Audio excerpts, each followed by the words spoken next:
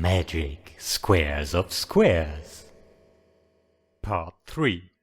Prime factors 2 or 3. Watch the previous parts first, I won't repeat myself.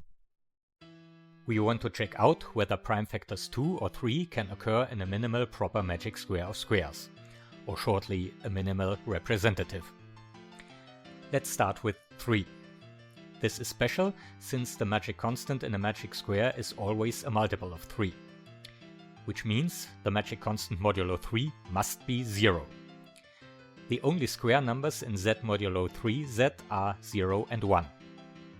The only possibilities in z modulo 3z to add up 3 square numbers to 0 are either 0 plus 0 plus 0 or 1 plus 1 plus 1. This means a proper magic square of squares modulo 3 can only be either constantly 0 or constantly 1. Since a minimal one cannot be constantly 0, it must be constantly 1. Which means in a minimal representative, prime factor 3 does not occur at all.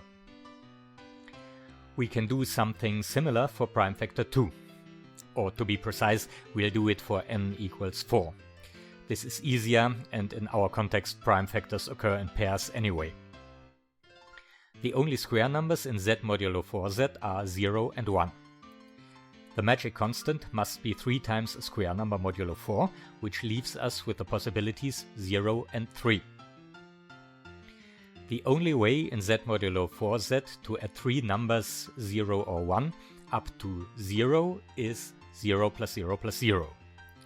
Then we would end up with a magic square constantly 0, which is not allowed for a minimal representative. The only way in z modulo 4z to add 3 numbers 0 or 1 up to 3 is 1 plus 1 plus 1. Then we end up with a magic square constantly 1. This is the only possibility for a minimal representative. Which means in a minimal representative, prime factor 2 does not occur at all either. One can further show that this also works for 8, so in combination a minimal representative is always constantly 1 modulo 24. I leave that as an exercise for you.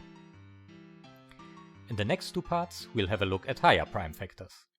Stay tuned!